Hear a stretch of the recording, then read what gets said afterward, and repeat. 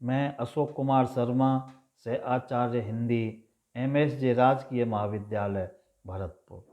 आज हम कहानी के भेदों के बारे में, कहानी कितने प्रकार की होती हैं, कहानियों का वर्गीकरण किस प्रकार किया जा सकता है, कि इसके बारे में अध्ययन करेंगे। इससे पहले हम कहानी के अर्थ, परिभाषा और उनके तत्वों के बारे में अध्ययन कर चुके हैं। कहानी के जो वर्गीकरण है वह कई आधारों पर किया जा सकता है, जिनमें कहानी के तत्वों के आधार पर भी वर्गीकरण कहानियों का होता है। तो सबसे पहले घटना प्रधान कहानी होती हैं कहानी के तत्वों के आधार पर। तो घटना प्रधान कहानियों में घटनाओं की बहुलता रहती है और इस प्रकार की कहानियों में अनेक घटनाओं को मूल कथानक में समाविष्ट करके कथा विकास किया जाता है। कभी कभी किसी दैवी घटना अथवा संयोग का आश्रय लेकर के भी इस तरह की कहानियों का सृजन किया जा सकता है। घटनाओं की प्रमुखता होने के कारण इन कहानियों की प्रभावात्मकता बहुत शिथिल होती है, अर्थात ये कम प्रभाव डालने वाली होती हैं और कई बार अनेक घटनाएं ऐसी इसमें संयोजित कर दी जाती हैं कि उन घटनाओं का कोई अर्थ नहीं होता है। तो इसलिए जो संदेश देना चाहता है कहानीकार, वह अत्यंत शिथिल मात्रा में या हल्के रूप में ही पाठकों तक पहुंचता है। इसका दूसरा भेद है चरित्र प्रधान कहानी। तो चरित्र प्रधान कहानियों में कहानीकार पाठकों को घटनाओं की चकाचौंध से दूर ले जाकर पात्रों की चारित्रिक विशेषताओं की ओर प्रवृत्त करता है। इस प्रकार की कहानियों में मनोविज्ञान एवं मनोविश्लेषण के सिद्धांतों पर जोर दिया जाता है कि पात्रों के चरित्रों की बारीकियों का उद्घाटन मनोविश्लेषण और मनोविज्ञान के आधार पर ही किया जाता है। चरित्र चित्रण केवल उनके व्यवहार अथवा स्थिति विशेष के प्रति उनकी प्रतिक्रियाओं के आधार पर ही नहीं किया जाता, बल्कि पात्रों का व्यवहार और आचरण यह तो सर्वथा बाह्य होता है और इस बाह्य के अतिरिक्त भी पात्रों में ऐसा बहुत कुछ होता है जो उनके चारित्रिक विश्लेषण की दृष्टि से बहुत महत्वपूर्ण होता है। उनका अंतर्मन, तो उनके अंतर्मन को, उनके मन के भावों को भी और चारित्रिक कहानियों में या चरित्र प्रधान कहानियों में विश्लेषित किया जाता है। तो इन कहानियों में हम धर्मवीर भारती की गुल की बन्नो, मोहन राकेश की मिस पाल, कमलेश्वर की देवा की माँ, नरेश मेहता की दुर्गा, अमरकांत की जनमार्गी, फणीश्वर नाथ रेणु की टेबल और मार्कंडे की हंसा जाए अकेला कहानियों को मान सकते हैं। अगली जो कहानी का भेद है वह वातावरण प्रधान कहानी है। तो वातावरण की बहुलता इन कहानियों में होती है क्योंकि मानव जीवन के किसी एक अथवा एकाधिक अंशों का चित्रण ही कहानी में होता है।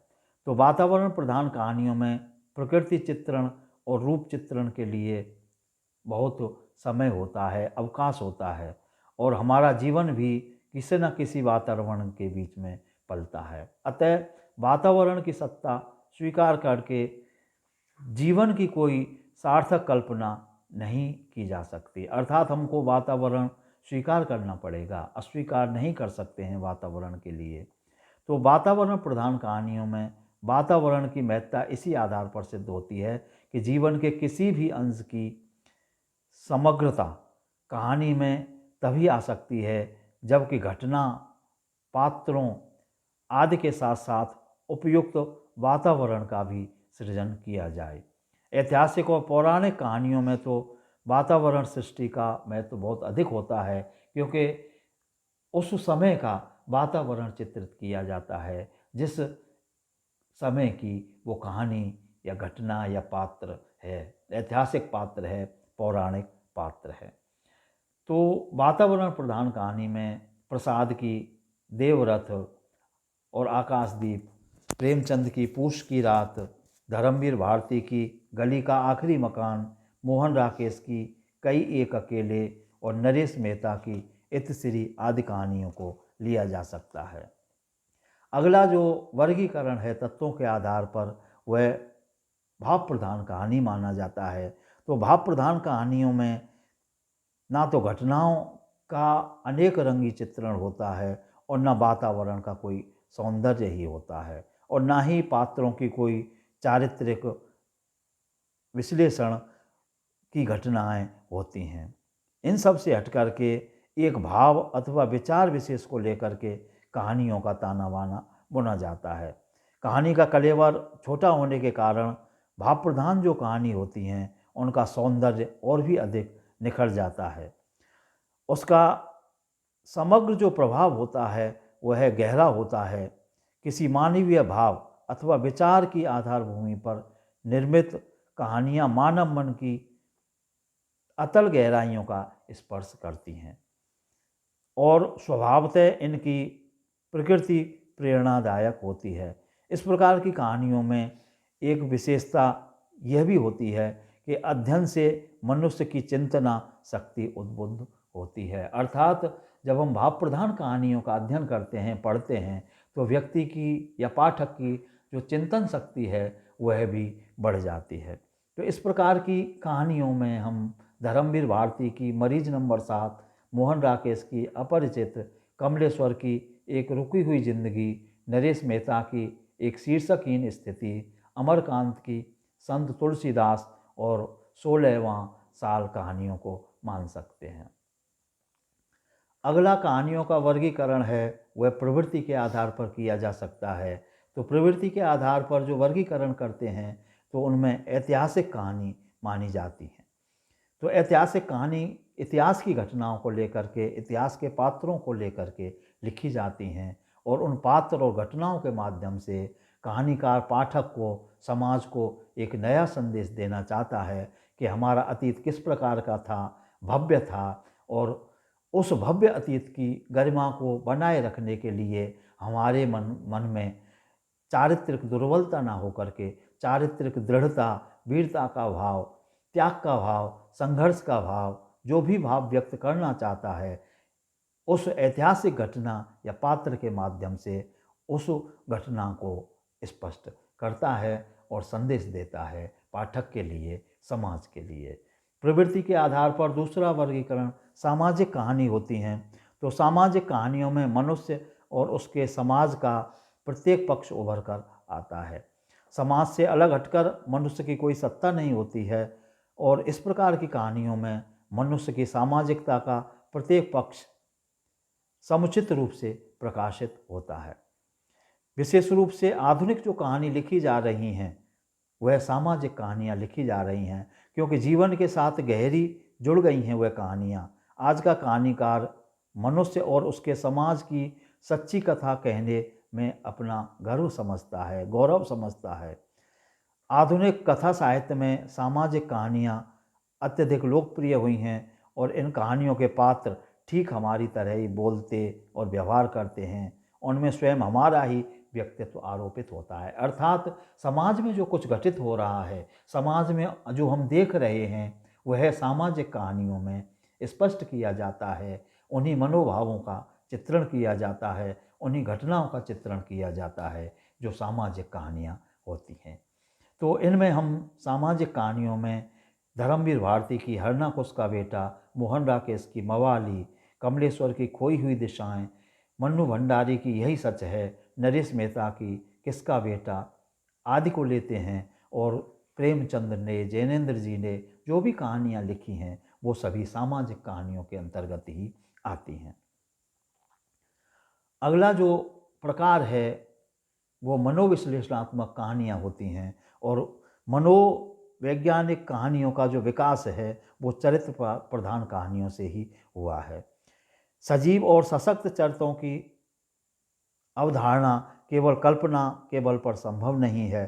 पात्रों के अंतर्मन में उठने तैरने वाले भावों की पहचान केवल कल्पना की आंखों से ही नहीं की जा सकती है, उसके लिए मनोवैज्ञानिक सिद्धांतों की अपेक्षा भी रहती है।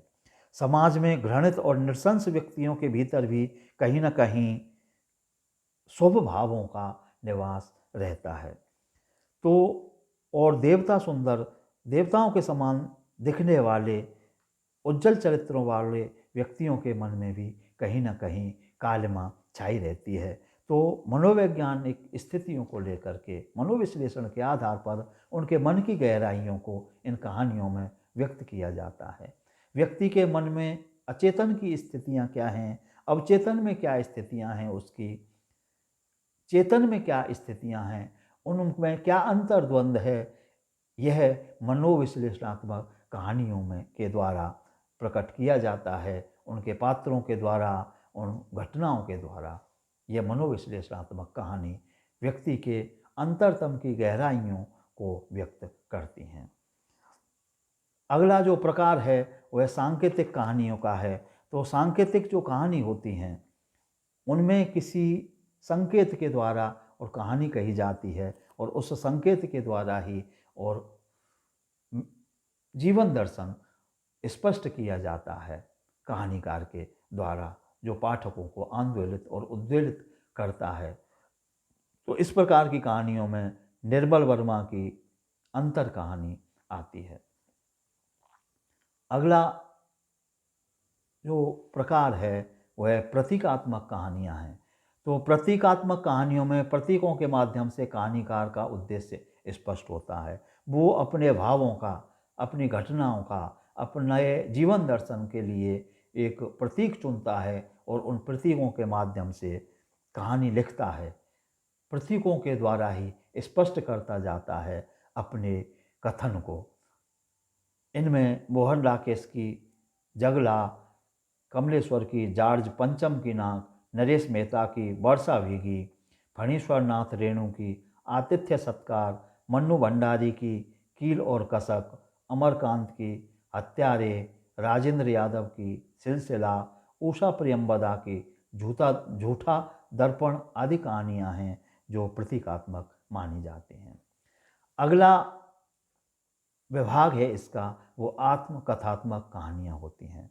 इनमें कोई पात्र अपनी कहानी कहता हुआ सारे कथा सूत्र को स्पष्ट करता है, अर्थात इसमें कहानीकार अपने किसी पात्र के द्वारा और उसकी आत्मकथा के रूप में और पूरी कहानी को लिखता है।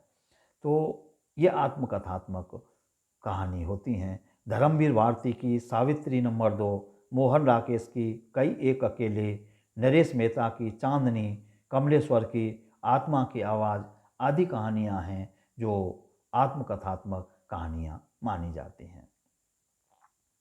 अगला वर्गीकरण हास्य व्यंग्य की कहानियाँ हैं।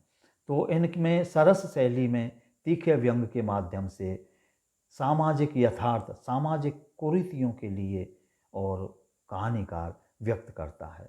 तो हास्य व्यंग्य की कहानियों के लिए हरिशंकर परसाई और केशव चंद्र वर्मा हिंदी में इस शैली के 2 अन्यतम रचनाकार हैं। इनके अलावा शरद जोशी भी ऐसी कहानियाँ लिखते हैं और रविंद्रनाथ त्यागी ने भी हास्य व्यंग्य की कहानियाँ लिखी हैं जो समाज की यथार्थ पर, समाज की कुरूपताओं पर सरस शैली में और तीखा व्यंग्य करती हैं और उभारती हैं समाज की बेघड़ स्थिति के लिए, उस स्थिति के लिए जो समाज में हास्यास्पद मानी जाती हैं, समाज को दिशाहीन बनाती हैं। इस प्रकार से हमने प्रवृत्तियों के आधार पर और कहानियों का वर्गीकरण किया, उनका अध्ययन किया। कहानियों के वर्गीकरण में और भी अनेक भेद हो सकते हैं।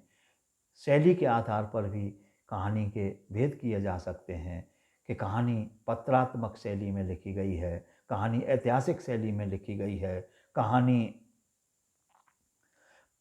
आत्मकथा के रूप में लिखी गई है, कहानी डायरी के रूप में लिखी गई है। इसके अलावा और भी वर्गीकरण हो सकते हैं रोमांसिक कहानियों के नाम से, शिकार संबंधी कहानियों के नाम से, राजनीतिक कहानियों के नाम से, जिनमें राजनीतिक घटनाओं को, राजनीतिक पात्रों को लेकर के और उन पर व्यंग्य और उस राजनीति के यथार्थ का चित्रण किया जाता है। जासूसी कहानियों के नाम से भी हम कहानी का वर्गीकरण कर सकते हैं। इसमें जासूसी कथाओं को लिया जाता है। अगला हम तिलस्मी और अय्यारी कहानियाँ भी मान सकते हैं। तो देवकीनंदन खत्री ने, गोपाल राम गहमरी ने, किशोरी लाल गोस्वामी ने तिलस्मी, अय्यारी, जासूसी और रहस्यवादी कहानियाँ लिखी हैं। इस प्रकार से कहानियाँ कहानीकार के मन के आधार पर वह किस प्रकार से इनको विश्लेषित कर सकता है। इसके अलावा यह आवश्यक नहीं कि मनोविश्लेषणात्मक कहानी, ये जो हमने ऊपर भेद बताए हैं, इनमें किसी एक ही प्रकार की कहानी हो। केवल केंद्र बिंदु के आधार पर, विशेषता के आधार पर हमने ये भेद किए हैं। अन्यथा किसी कहानीकार की कहानी में मनोविश्लेषण भी हो सकता है, सामाजिकता भी हो सकती है, चरित्र प्रधान भी हो सकता है, अर्थात सभी चीज़ें स्पष्ट रूप से या समेकित रूप से पाई जा सकती हैं। लेकिन अध्ययन के लिए हमने यह भेद किए हैं कि उनमें प्रमुखता किस वस्तु की है, किस बात की है। इस प्रकार से हमने और कहानी के वर्गीकरण का अध्ययन किया। धन्यवाद।